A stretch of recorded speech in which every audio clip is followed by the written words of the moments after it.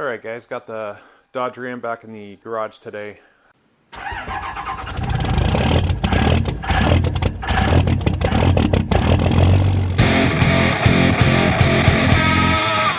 After quite a bit of downtime, I had to rebuild the transmission after my transmission cooler, or the heat exchanger, blew up, which is normally located down there behind the fuel filter.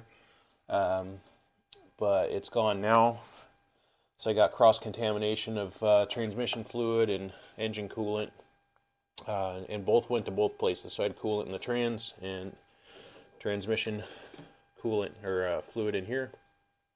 And basically today's project is somewhat related because for a long time I've wanted to get in here and replace all these rubber and silicone hoses that run under the exhaust manifold, and there's one over here on the driver's side right down there that you can see. Originally my plan was to get in there and replace those, but after kind of tracing out where this pipe goes and knowing that my transmission cooler is deleted, what I think I'm going to do is just delete this pipe altogether, because this pipe is the return flow from the transmission cooler, which is no longer there, it's bypassed, and the heater core. So right up here, the heater core comes back in through there, heads down this larger pipe into a fitting. So I'm going to swap that fitting out to a 5/8 barb, and then just do a direct hose from that fitting up to my heater core, and then we'll just throw a stopper fitting or a plug right in there in the block and just plug that up all together and then remove this pipe.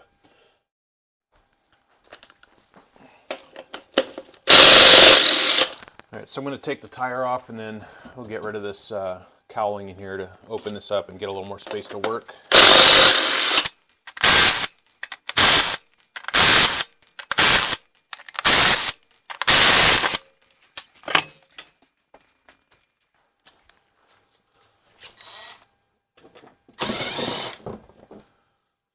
I only have like 3 bolts or 3 screws holding this thing in.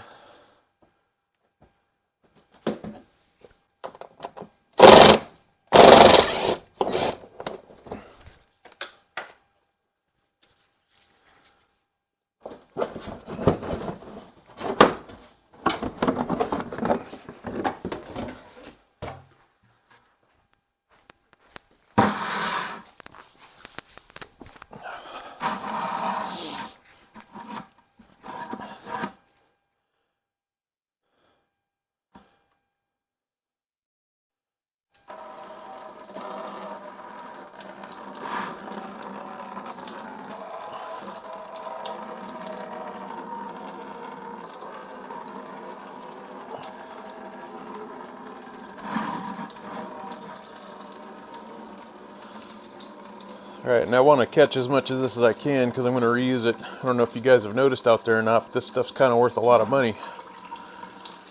Alright, while that's draining, I'm going to go ahead and remove the intake plenum here, just to get it out of the way.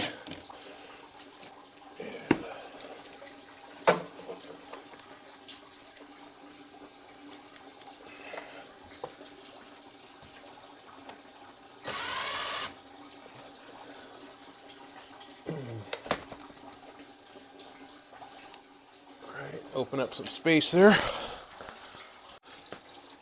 So down here you can get a pretty good look at the that fitting.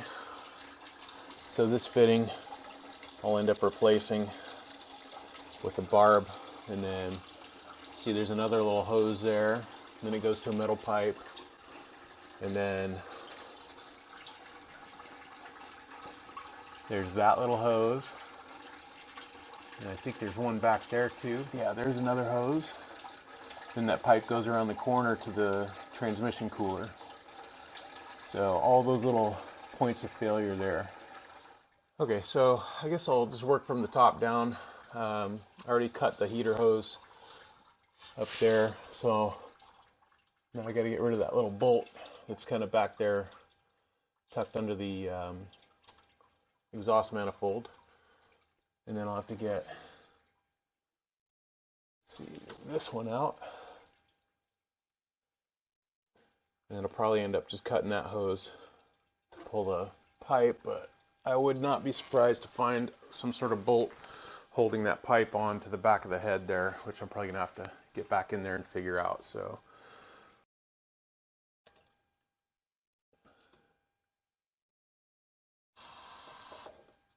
okay, got that one.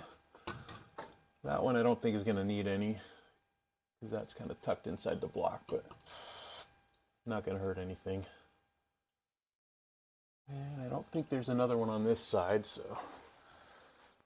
All right, looks like it's gonna be a 15 millimeter. So I didn't want to go straight to the impact on that, just because it looks like it's been in there a while. So let's see if I can get to it with this guy.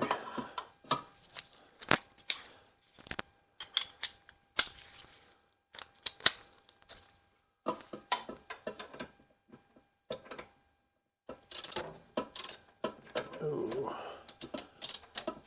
it'll let me on there. Nope, that's not going to do it. All right, maybe I can get to it from the top here.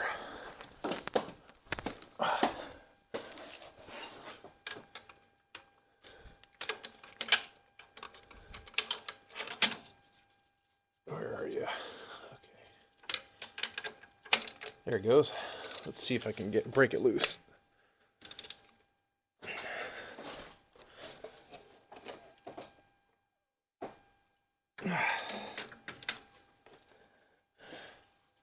Seems to be wanting to take the whole bracket with it, so let's see. If I recall, there might be a bolt behind this. You get a better look here. All right, I ended up having to put the impact on it. It came in from above. Only downside is it took the entire manifold bolt out with it before it broke that top nut off. So once I get this out of the way, I'm gonna have to get that manifold bolt resecured. So next one we work on here will be, where is it, that little bolt. Try and get that popped off of there. Okay, so it looks like it's actually a 10, and I think the problem was my first socket was a little bit rounded. So let's try this different one.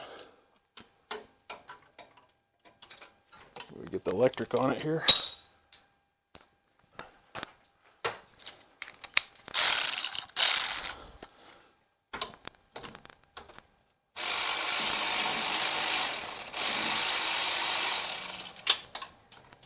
There we go. All right, so I end up just cutting these lines out because there's no need to fight them since they're all getting deleted anyway. So that one's cut off. Okay, so that section of the pipe is pretty loose. You can cut it off from the bottom. All right, I have to put the camera down for this one because there's a wire right there. I want to make sure I don't hit that. Okay, finally got that one out.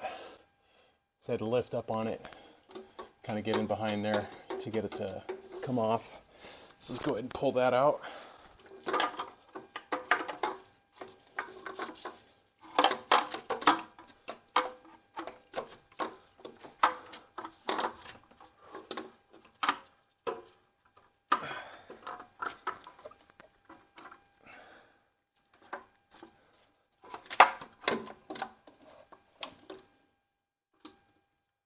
All right, there's section one. You can see where I previously cut this thing to get it off of there. So I may end up having to do that again. It might just be the simplest way to get rid of this thing. Okay, so trying to get that little back section of the pipe off. You can kind of see the problem here. There's a bolt in the back there holding it on. All right, I was able to get that bolt out of the back there. pretty tough to get to. You can see where it went through in that little loop just behind the 90-degree hose. So I'm going to cut that hose out of the way and see if I can snake this pipe out of here. Okay, so since I got that hose cut on the other side, I got the tire pulled off here, and I'm able to, it seems like I'm going to be able to just snake this out from behind. It doesn't look like there's another bolt on this side. Alright, so that section of the pipe's out. So that just leaves that hard section under the manifold here. So we'll go back and study that a little bit and see how I'm going to get that guy out of there. Alright, so looks like I'm going to end up putting a grinder on that thing to try and cut it out. Now that I'm this far into it, I wonder, would it have been easier just to pull the manifold and turbo off to get to this stuff, but whatever. We're here now.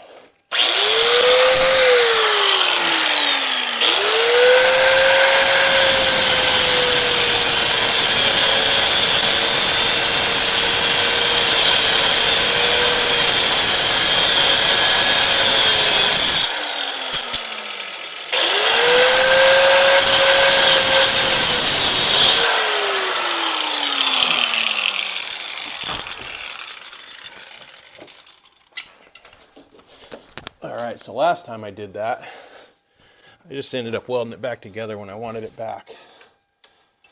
Let's see if we can get that guy out of there. Oh, so this guy was really holding me back. He's going to have to go back in though. Alright.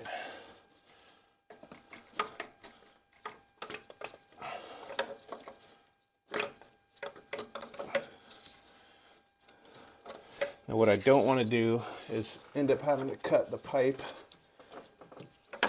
because I do like to save the stock parts, but if that's the only option, then that's what I'll do.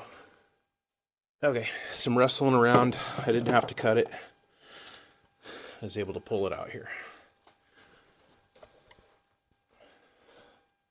Alright, so I'm closing in on having to deal with these fittings on the engine here, which look like they're going to be a total nightmare to get to. But it's got to be done if I'm going to get rid of that little section of hose back there. So, again, let's take a little break and figure out how I'm going to get to it. Okay, so I got that hose cut way back in there. Let's see if we can get this guy out.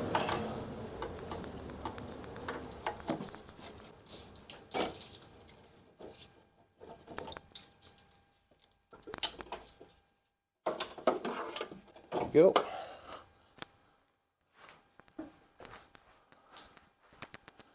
All right. Now that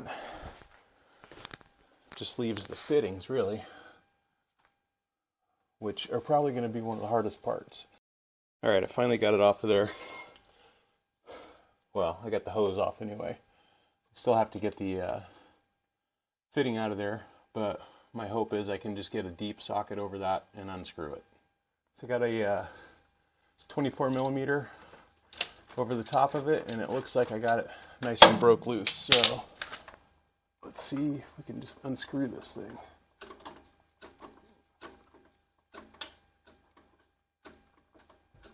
Yeah, it's still going to be a little stubborn. All right, if in doubt, power it out.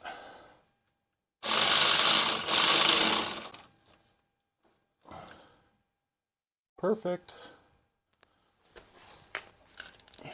There it is. All right, back on the passenger side now. That just leaves this main fitting here, which I'd anticipate is going to be a bear to get out of there too. I'm just looking at this. I might have to pull the oil filter off, which I don't want to do because that gets kind of messy, but we'll see. We'll get some tools on it and see what I can make happen here. Alright, so after a trip to the parts store, got a 5/8 inch barbed connection going into, this is a 3/4 inch barbed connection. We'll put some thread sealant on that. And I think that's a 3/8 inch plug, but that matched up to the the fitting that came off of the driver's side for the transmission cooler supply. Just a little note on this, the hose that comes off of the truck on that fitting is actually, this guy here is actually a 7/8 inch hose. So the parts store did not have 7/8 inch hose. The closest they have is 3/4. So I'm going to try and cheat that on there and see if I can make that fit, and then that way I will not have to change out this larger barbed fitting when I'm done, if I can just get it on there. So I also picked up the upper and lower radiator hose. Seems like a good time to do that while I get everything apart, so we'll get that going. Alright, so I'm going to try and heat this up to make it a little more flexible, see if we can get it over that larger fitting there.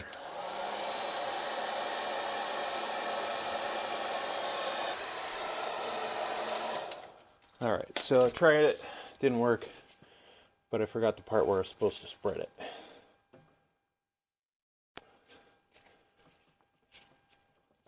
And looks like success. So I'll get that pushed down the rest of the way. Alright, it looks like it's bottomed out on that fitting pretty well. Let's go take a look and see how it looks up top.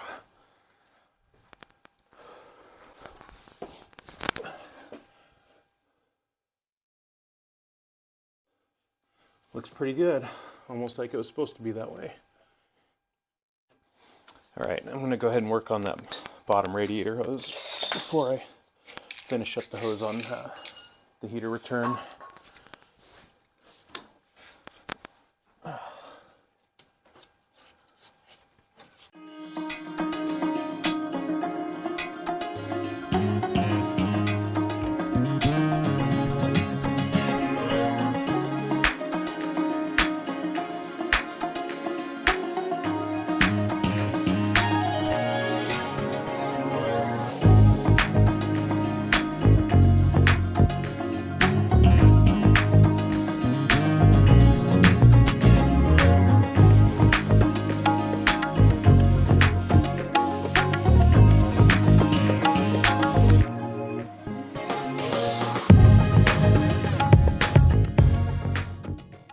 Alright, after a terribly unreasonable amount of time, I was able to get that back on there.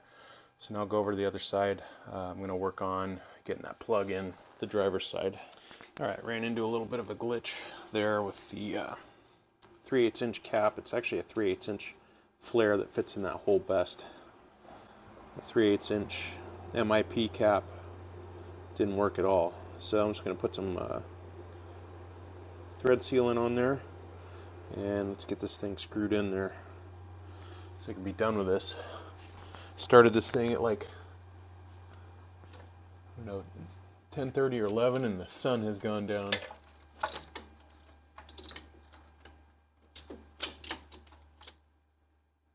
Alright, that's in there pretty good. Alright, I got the bottom heater hose hooked up to the back there. Now I'm just going to try and make the connection to the barb.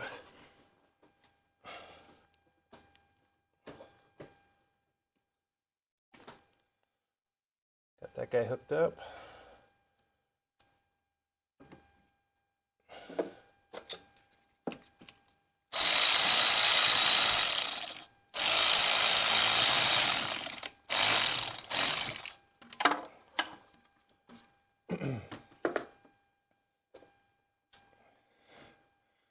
There we go. We'll get her zip tied up there. And that'll be that. Alright, there's the end result.